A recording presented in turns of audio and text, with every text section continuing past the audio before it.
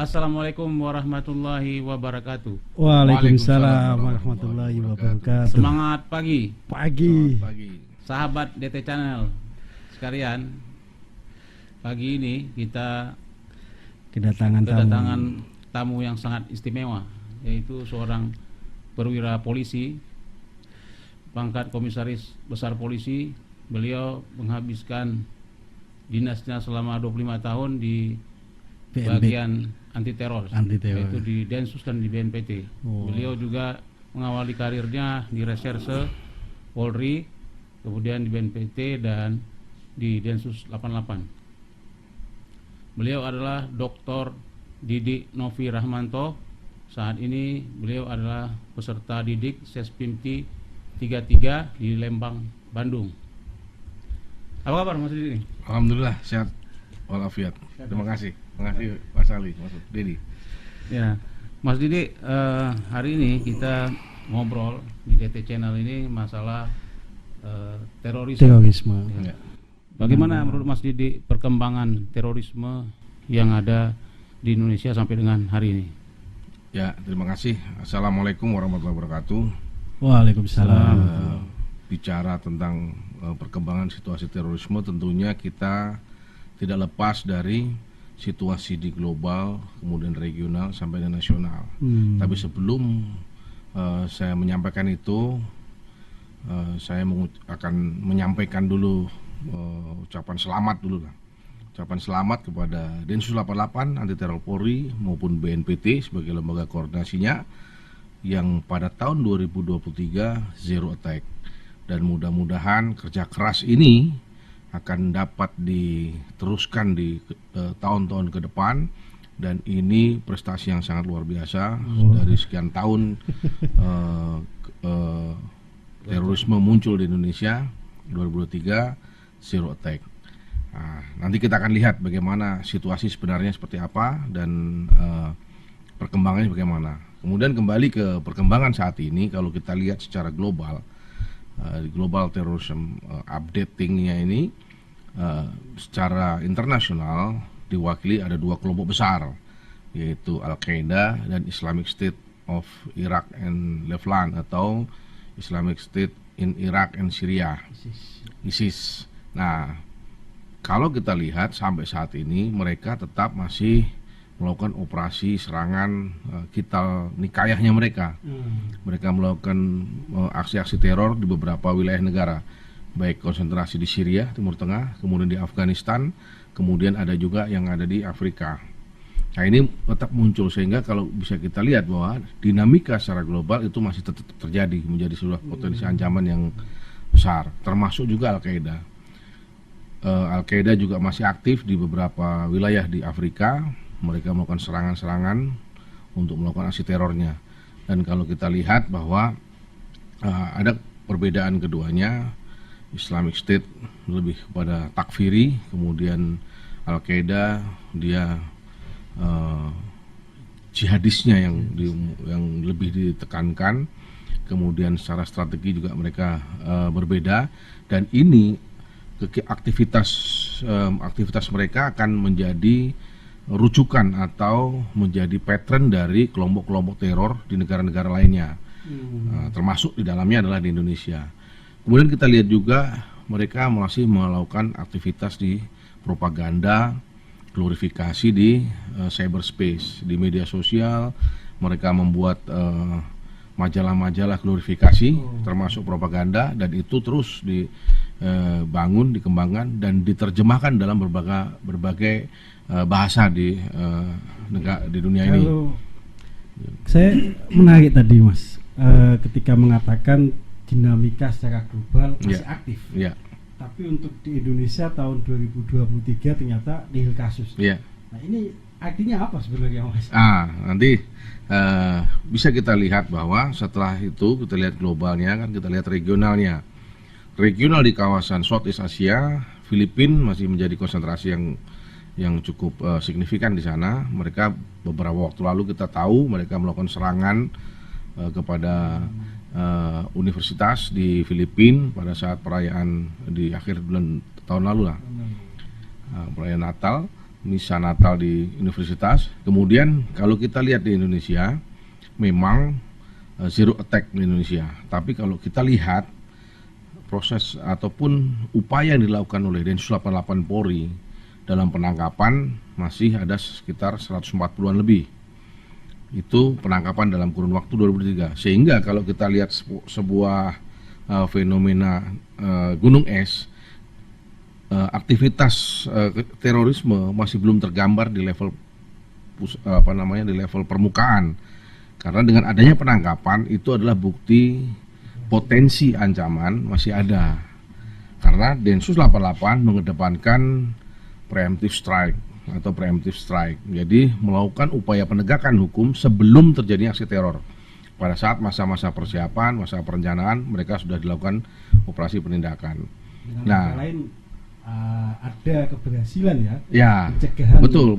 Ya, betul. Terorisme. Jadi operasi pencegahan itu dengan sebelum terjadi aksi terorisme itu sangat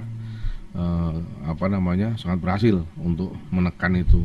Sehingga tapi pola radikalisasi, rekrutmen, aktivitas-aktivitas di sosial media masih tetap muncul di sana.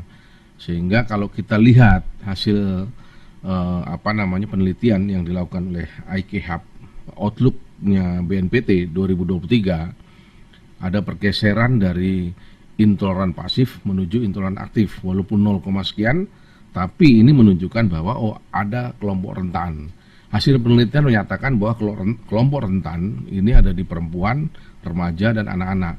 Nah, ini yang juga menjadi konsentrasi ke depan yang harus kita antisipasi, gitu. Mas Didi, tadi pernyataan Mas Didi kan terorisme itu datang dari global, artinya mungkin juga terorisme Islam yang ada di Indonesia sekarang ini merupakan produk impor dari luar. Ya. Dan dilanjutkan ke Indonesia dengan masuk melalui jaringan-jaringan ataupun kelompok-kelompok tertentu. Bisa dijelaskan sedikit? Ya, ideologi transnasional berkembang secara global, kemudian karena perkembangan situasi dan yang dinamika global itu masuklah ke pemahaman-pemahaman itu masuk ke beberapa negara, termasuk dalamnya Indonesia tidak lepas dari dampak itu. Jadi kalau kita lihat sejarahnya terorisme yang ada di Indonesia dari sebelum-sebelumnya di masa Orde Lama, Orde Baru sampai dengan saat ini itu bisa terbaca. Ibu kandungnya adalah NII. Kemudian ya ibu kandung dari kelompok-kelompok teror. Jadi kalau kita dalam perspektif Indonesia kita melihat jaringan-jaringan ini, ibu kandungnya adalah NII. Dari NII pada tahun 90-an Abu Bakar Ba'asyir, Abdullah Sungkar ini mengirim ke Afghanistan, orang-orang Indonesia ke sana. Nah, ini muncullah di sana. Pemahaman itu mulai berjalan. Kemudian dibawa pulang ke Indonesia, melakukan serangan-serangan aksi teror, dan ini terus berkembang. Dan pengaruh ideologi transnasional inilah yang cukup kuat mempengaruhi kelompok-kelompok yang ada di Indonesia ini. Kalau kita ngomong strategi kontraterorisme, Mas Didi yang pernah dinas di BNPT, kita kan mengenal istilah penanggulangan terorisme. Penanggulangan terorisme itu kita pahami seperti apa sih sebenarnya? Seperti apa? Jadi BNPT sendiri berdasarkan Undang-Undang Nomor 5 Tahun 2018, jadi pasal 43E sampai 43H itu menentukan mengatur tentang organisasi BNPT sebagai lembaga yang diberikan mandat untuk menentukan arah kebijakan strategis termasuk kegiatan program nasional dalam penanggulangan terorisme. Itu memiliki fungsi ataupun tugas dan fungsi untuk melakukan upaya penanggulangan terorisme di Indonesia. Di sini ada soft approach dan hard approach. Nah, soft approach ini dilakukan dengan pencegahan, kemudian kesiapsiagaan nasional dan deradikalisasi. Kemudian hard approach-nya melakukan dengan penegakan hukum. Nah, kombinasi antara soft dan hard ini harus bersama-sama. Kita tidak bisa melihat mana yang lebih dominan. Tapi dua-duanya soft dan hard itu harus bersama-sama. Dilengkapi dengan smart approach-nya, yaitu dukungan teknologi untuk semua program nasional yang dibuat oleh BNPT. Nah, kemudian di dalam amanat undang-undang itu BNPT memiliki tugas juga untuk sebagai fasilitas presiden dalam membuat analisis dan pengendalian krisis. Nah, jadi pusat pengendalian krisis dan pusat analisis sebagai fasilitas presiden untuk menentukan kebijakan dalam rangka penanggulangan terorisme dan juga untuk mengelola sumber daya yang dimiliki dalam penanganan terorisme, mengatasi ancaman terorisme ini. Nah, itu merupakan peran ataupun tugas fungsi yang dimiliki oleh BNPT berdasarkan Undang-Undang Nomor 5 Tahun 2018. Mas Didi, kalau kita lihat pola-pola perkembangan terorisme, yang pertama itu misalnya dilakukan oleh seorang laki-laki, kemudian bergeser lagi menggunakan perempuan, wanita, kemudian ada lagi menggunakan FTF, politik terorisme, kemudian terakhir menggunakan terorisme keluarga. Perkembangan pola pergeseran perkembangan ini, Mas Didi gimana? Betul. Jadi memang dinamika dalam melakukan operasinya kelompok-kelompok teror ini memang mengalami perubahan-perubahan sesuai dengan apa yang mereka analisa pada saat laki-laki dewasa yang melakukan aksinya ternyata banyak bisa dipatahkan dan segala macam itu juga mereka menjadi kajian dan akhirnya berubah pola-pola itu. Kita ketahui secara bersama bahwa kelompok Al-Qaeda itu dulu menempatkan perempuan sebagai posisi di belakang, supporting, ya. Dia hanya supporter yang dia hanya menjadi mendidik generasi jihad. Tapi di kelompok ISIS ini ada pergeseran. Jadi kelompok perempuan dengan adanya Brigade Al-Kansa itu dimajukan ke garis depan pertempuran. Dan kalau saya menyampaikan bahwa kelompok-kelompok ini adalah kelompok-kelompok yang unpredictable atau yang tidak mungkin pihak pemerintah atau pihak otoritas tidak akan memprediksi bahwa perempuan ataupun anak-anak ini akan dikedepankan untuk melakukan aksi teror. Sehingga itu Profesor Petrus Kulusi menyatakan bahwa unexpected actors. Nah, itu kalau itu kira-kira jumlah perempuan Indonesia yang terlibat dalam kegiatan aktif terorisme itu berapa? Ratusan, ribuan atau gimana? Nggak sampai. Tapi kalau kita lihat akan tergambar pada saat zaman JI yang perempuan-perempuan yang dilakukan penangkapan itu perannya kelihatan. Perannya seperti supporting, kemudian menyembunyikan, kemudian juga membantu dari belakang. Tapi begitu pada saat masa ISIS atau zaman Sarudaulah sudah mengambil alih berperan di Indonesia, itu muncul penangkapan adalah mereka perempuan-perempuan yang sudah siap melakukan bunuh diri, mereka yang sudah merekrut, membentuk tim misalnya, kemudian bahkan melakukan aksi bunuh diri. Nah, itu perempuan maupun anak-anak. Di situ ada pergeseran yang signifikan, ya. Artinya apa ini? Pergeseran dari posisi perempuan yang awalnya cuma di belakang, lalu di depan hari ini itu apa? Jadi mereka ada pemahaman-pemahaman yang kalau kita lihat di dalam perspektif yang ada di Bom Surabaya misalnya, mereka memahami terkait namanya Firqah Abu Hamzah yang menyatakan bahwa kelompok-kelompok perempuan dan anak-anak ini bisa dimajukan, bukan hanya sekedar membantu, tapi dia bisa mengambil peran untuk melakukan jihad. Karena dengan adanya mereka melakukan jihad itu juga melindungi keluarga. Nah, itu juga Mas Dedi juga meneliti tentang keluarga dan terorisme. Gimana Abu Hamzah kemarin itu gimana kita? Ya, itu Firqah Abu Hamzah kan sangat militan kelompok-kelompok yang lain. Beliau itu salah sekolah bahkan dia satunya di New Zealand itu. Ya, betul.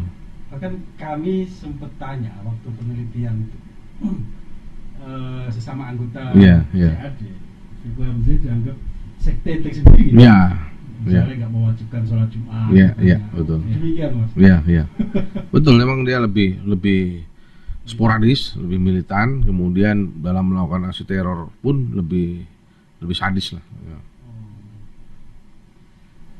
Mas, tadi sempat dikatakan salah satu aspek penanggulangan terorisme kan pencegahan, Ya. penindakan. Kalau deradikalisasi itu pemulihan maksudnya? Deradikalisasi masuk juga pencegahan. Pemulihan ini adalah pemulihan korban dan pemulihan terhadap kondisi pasca trauma pasca aksi teror. Itu lebih ke recovery-nya di sana.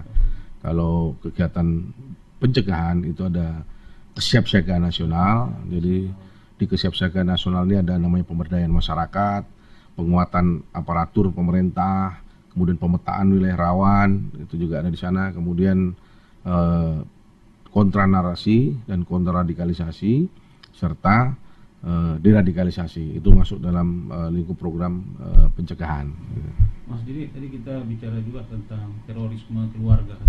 Ini ada anak-anak yang terlibat dalam terorisme keluarga, yang sudah dilakukan pembinaan oleh Departemen Sosial. Saat ini keberadaannya di mana mereka itu? Ya, pada saat keluarga ataupun anak-anak dari pelaku bom Surabaya, setelah mereka ditinggal orang tuanya melakukan aksi teror itu, kita bekerja sama dengan berbagai pihak, baik di situ di leader oleh Densus 88, kemudian BNPT, kemudian pemerintah Kota Surabaya, Kemensos, akhirnya mengambil mereka untuk dibawa dan dibina ataupun direhabilitasi untuk melihat mengukur tingkat radikalismenya, karena anak-anak kecil itu sudah diajarin bagaimana kekerasan dan dipertontonkan tingkat radikal yang cukup tinggi. Kemudian dilakukan deradikalisasi maupun rehabilitasi di Kemensos oleh Kemensos bekerja sama dengan Densus 88, Densus 88, kemudian deradikalisasinya BNPT maupun dari Pemda Kota Surabaya. Setelah itu karena ini masih level anak-anak, setelah melakukan rehabilitasi akan mereka ditempatkan di sebuah sekolahan di lembaga pendidikan, dilanjutkan di sana dan dibina sampai sekarang di sana. Ya, sampai saat ini. Artinya penanggulangan terorisme tadi melibatkan banyak stakeholder. Yes, betul. BNPT, Densus, ada pemerintah daerah, Kemensos. Luar biasa, ada banyak stakeholder terlibat. Artinya nggak cukup banyak BNPT. Iya, betul. Bahkan di BNPT ada program namanya Rencana Aksi Nasional Penanggulangan Ekstremisme dan Terorisme Berbasis Kekerasan. Ini RAN-PE.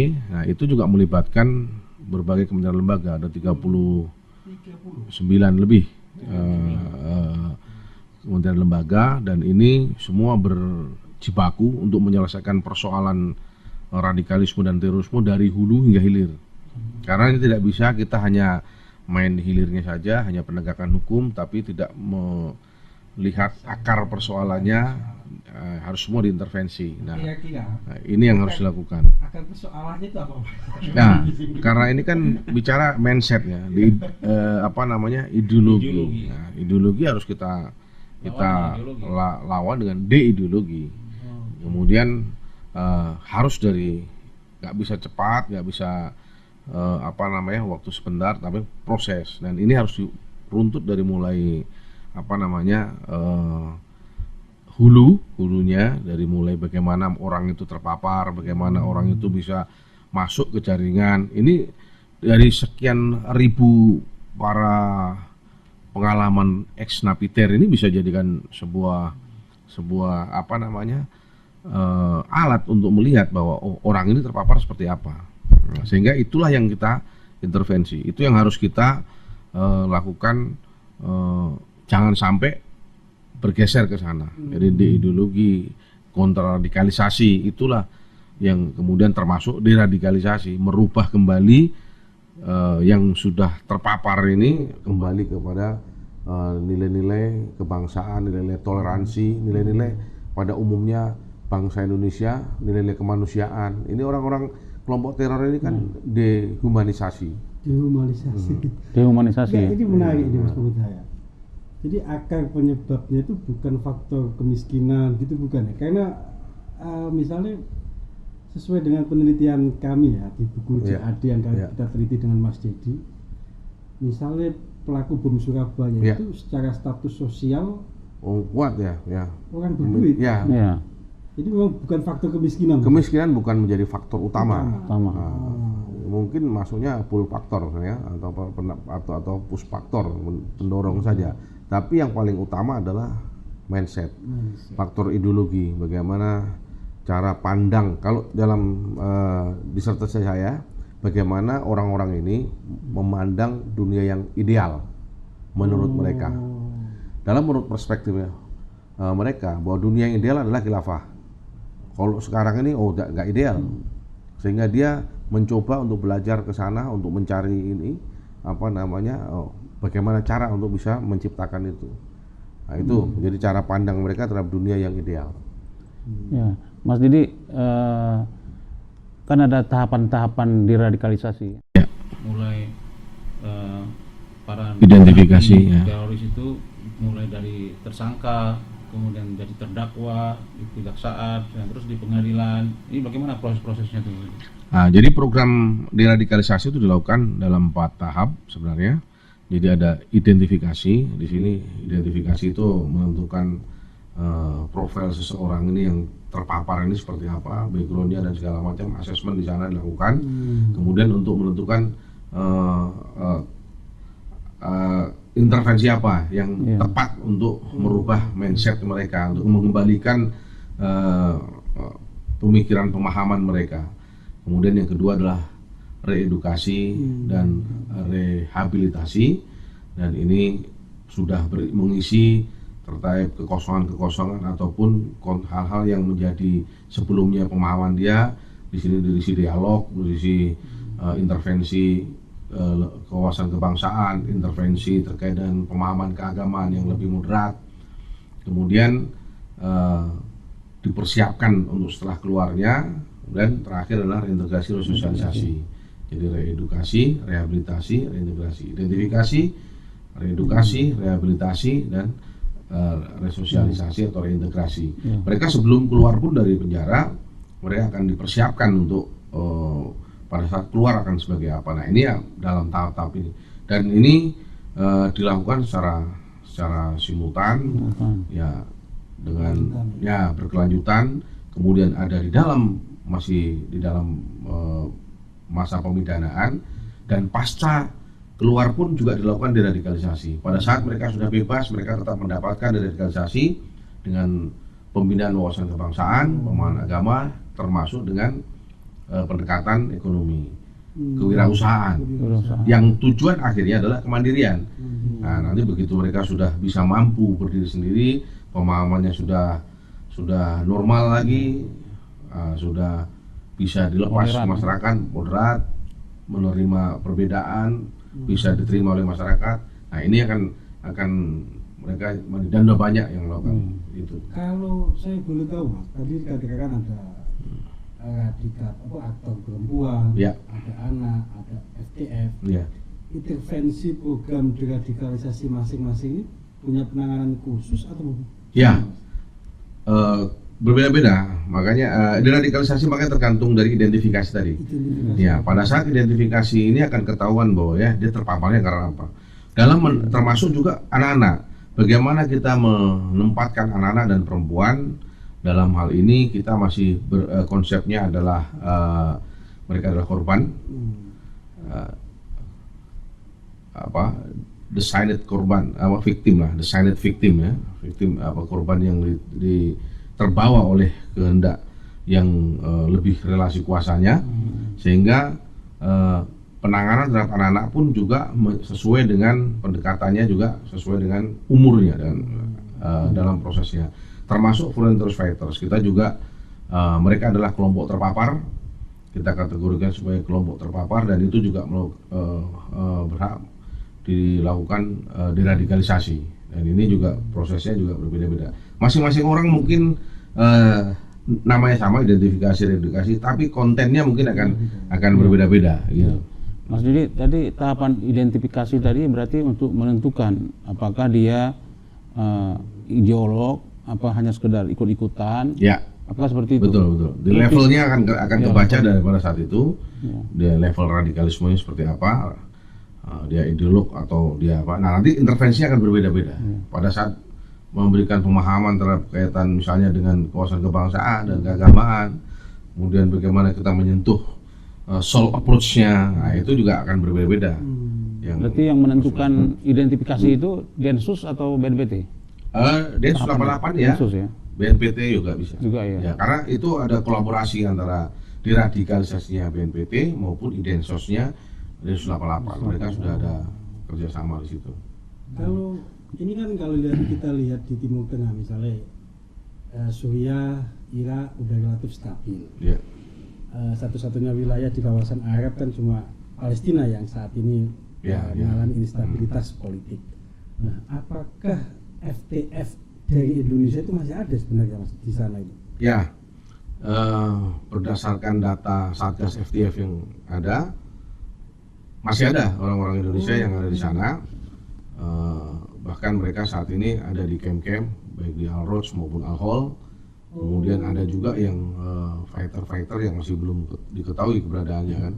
Nah, ini menjadi Potensi PR tersendiri lagi yang kita hadapi. Bahkan saat ini sudah ada Kepmenko Polhukam nomor 90 tahun 2023 terkait dengan Satuan Tugas Penanggulangan WNI di luar negeri yang terasosiasi dengan FTF.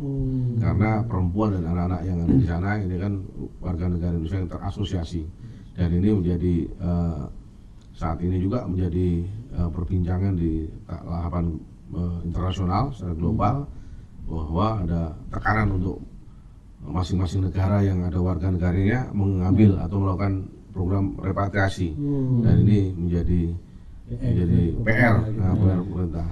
Mas Ali, ini Mas Didi ini seorang ahli di bidang FTF nih, karena disertasi beliau tentang FTF.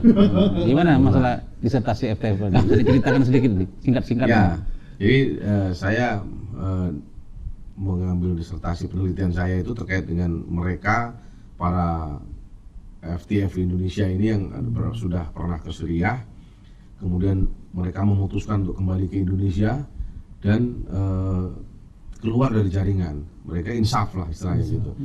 Nah, jadi itu yang saya teliti, karena kalau kita lihat Foreign Truce Fighters ini, kalau kita FTF ini adalah orang-orang yang hijrah dari negaranya atau yang pindah dari negara yang menuju ke negara lain untuk bergabung melakukan terlibat dalam organisasi terorisme, melakukan pelatihan militer, termasuk juga terlibat dalam konflik bersenjata di sana. Itu adalah Foreign Truce Fighters, atau kalau bahasa saya milisi teroris asing dalam buku saya.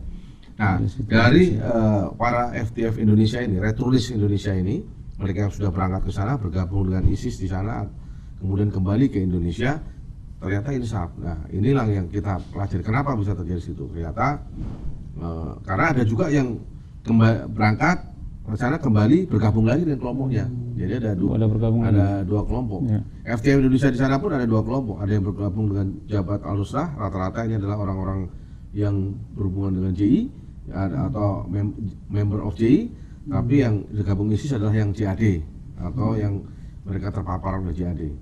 Nah, ini yang kita lihat dari sini, ternyata kita dapatkan bahwa tadi kenapa mereka melakukan hijrah, menurut perspektif mereka hijrah, kemudian bergabung dengan datang ke sana, bergabung dengan ISIS di sana, karena tadi pandangan terhadap dunia yang ideal tadi.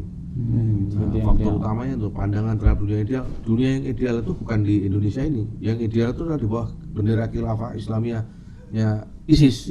Karena diyakini oleh mereka bahwa di mana khilafah sudah digaungkan di situ, maka kewajiban untuk hijrah ke sana. Nah, itu menjadi ini. Nah, munculnya ini karena terpapar ada pemahaman radikalisme, terekspos dari radikalisme. Bagaimana pemahaman jihad, bagaimana pemahaman hijrah, bagaimana pemahaman untuk takfiri tadi itu. Terus kemudian juga ada faktor penunjangnya itu adalah expectation gaps. Gap yang keinginan dia. Karena propaganda ISIS pada waktu itu adalah begitu mereka sudah di bawah naungan Islamiyah, daulah Islamiyah di sana, maka dia kehidupannya dijamin, dapat gaji walaupun nggak bekerja, dapat kehidupan yang layak dan segala macam. Nah itu juga menjadi begitu nyampe di sana ternyata tidak apa yang dia terimakan tidak terwujud di sana. Nah, ekspektasinya nggak terlalu di sana. Nah, kemudian yang ketiga faktornya adalah individual obligation, kepatuhan individu terhadap patternnya, terhadap ulamanya, orang tuanya, itu juga mempengaruhi. Misalnya yang kita teliti waktu ini karena dia pulang karena ibunya yang minta pulang, kayak gitu. Akhirnya dia kembali. Nah ini ya dari individual view of individual ideal world ini dipengaruhi oleh tadi tingkat radikalisme dia, ekspektasi gapsnya, dan individual obligasi. Nah ini untuk merubah itu juga tiga faktor ini harus kita intervensi sehingga biar pandangan bisa berubah itu ya ekspektasi yang diinginkan untuk di sana harus kita perbaiki di sini, masalah kehidupannya, masalah tatanan keadilannya. Nah itu yang harus kemudian intervensi individual obligation-nya itu juga perlu kita sentuh, orang tuanya kita sentuh, keluarganya dan segala macam, gurunya. Nah ini yang Mas, tadi dikatakan 2023 nihil kasus, artinya kan pemerintah kita, Densus, BNPT berhasil. ya. Tapi pada saat bersamaan, seperti yang disampaikan oleh beberapa peneliti, misalnya Sidney Jones dalam laporannya, program deradikalisasi kita gagal. Salah satu indikatornya banyak ex-napiter itu residivis terorisme terlibat lagi. Ya. Menyikapi pertanyaan-pertanyaan semacam ini gimana, Mas? Nggak bisa dikatakan, kalau menurut saya nggak bisa kita katakan serta-merta bahwa deradikalisasi gagal.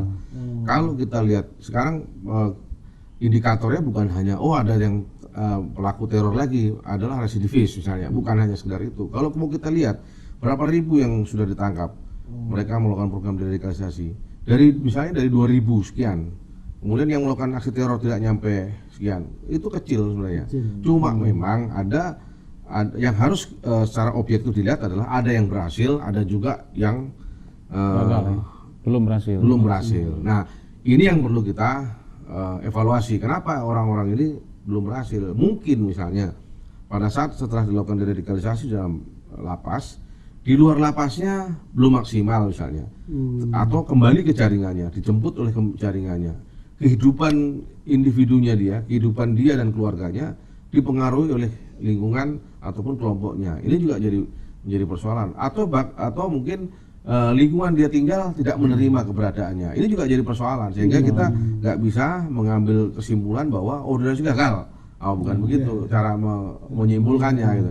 Sehingga kita emang harus kita lihat faktor-faktor tadi, karena begitu mereka sudah lepas di dalam masa pemidanaan mungkin masih dalam controlling, kemudian program bisa kita paksakan di dalam sana, tapi begitu lepas, nah ini ya peran lingkungan, semua pihak harus mempunyai peran yang sama untuk hadir dalam kehidupannya dia.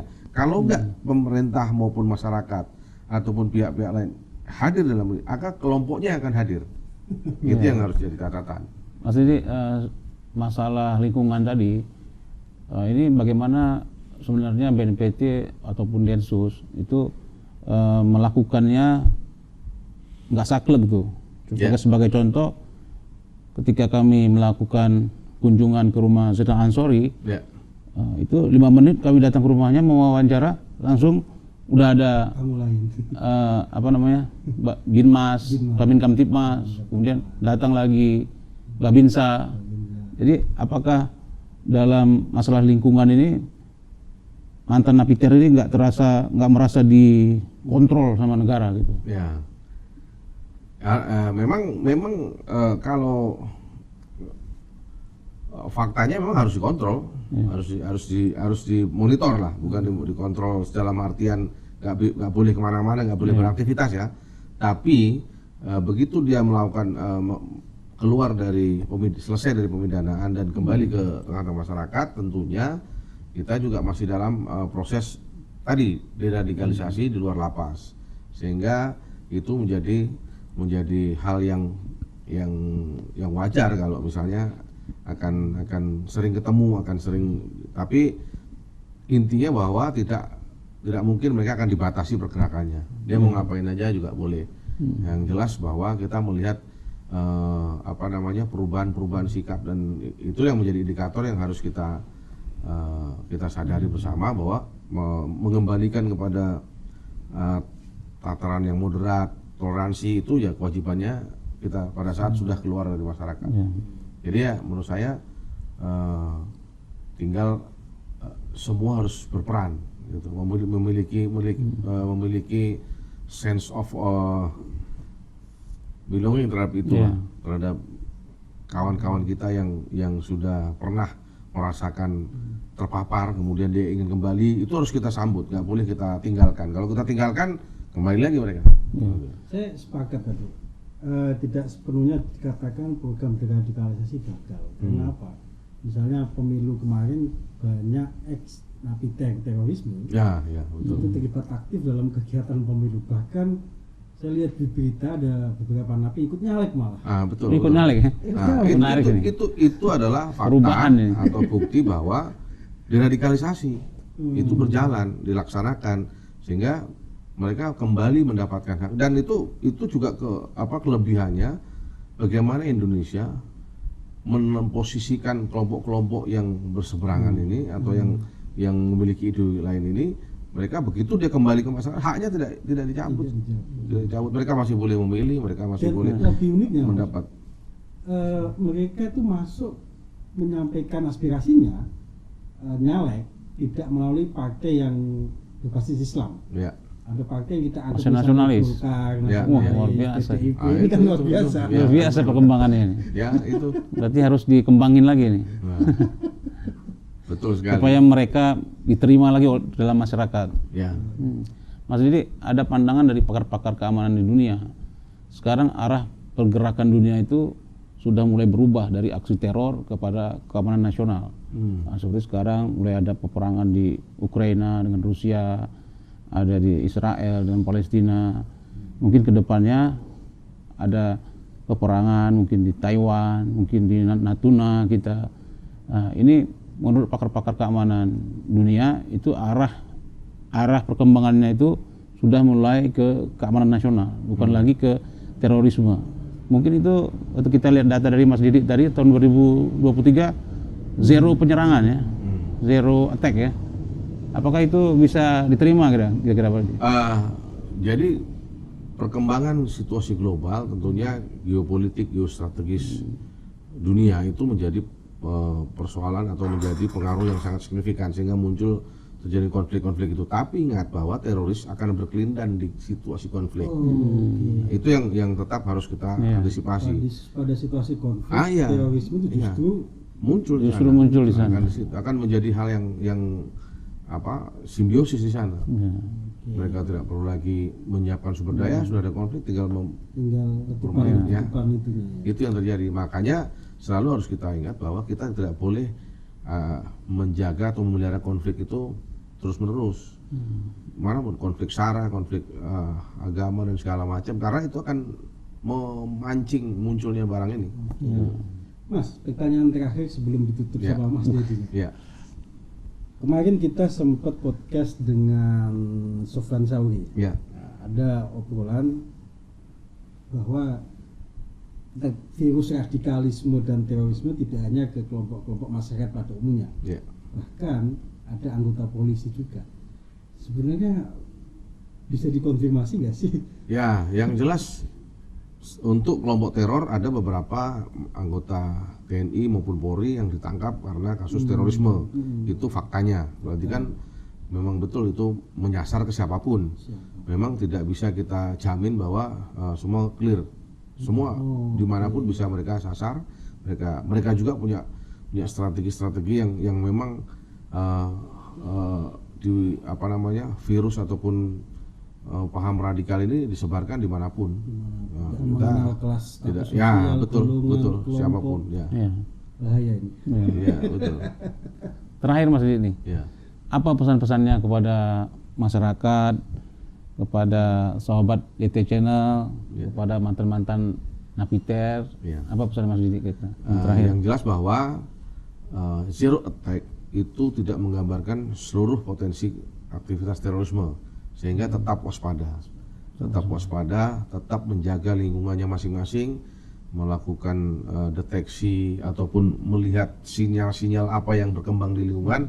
Itu yang harus diketahui oleh masyarakat. Kita cerdas dalam melakukan pergaulan, tetap toleransi, tetap menjaga perbedaan. Ini adalah bagian dari sunatullah dan kesatuan bangsa, dan menjaga keamanan, tidak terjadi konflik. Karena tadi saya sampaikan, konflik, begitu ada konflik, ini barang ini akan gampang mudah untuk muncul. Nah, kemudian untuk kawan-kawan yang para ex-napiter, segera yang sudah mulai belajar memahami bagaimana situasi bangsa Indonesia yang baik, hidup kembali normal, moderat, toleran, itu akan lebih nyaman daripada terus-menerus berkonflik. Nah, ini yang bergandengan tangan, mari kita sadarkan kawan-kawan yang lain, itu yang masih belum sadar, yang masih kekeh dengan perspektifnya mereka. Nah, ini yang harus kita jaga, dan bahwa ancaman ini nyata, tidak dibuat-buat atau direkayasa. Tapi kalau kita tidak jaga kebinekaan kita, tidak jaga Pancasila sebagai ideologi bangsa kita, sangat berbahaya bagi kehidupan ke depan. Terima kasih Mas Didi, luar biasa ini. Para 1 jam ini. 1 jam. Para sahabat DT Channel, kita sudah menyaksikan obrolan kita dengan Mas Didi selaku pakar terorisme yang sudah 25 tahun berkecimpung di bidang terorisme, baik di Densus maupun di BNPT. Mudah-mudahan apa yang kita dengar hari ini dapat bermanfaat bagi kita semua. Demikian yang bisa kami sampaikan obrolan hari ini. Tetap semangat. Semangat. Semangat.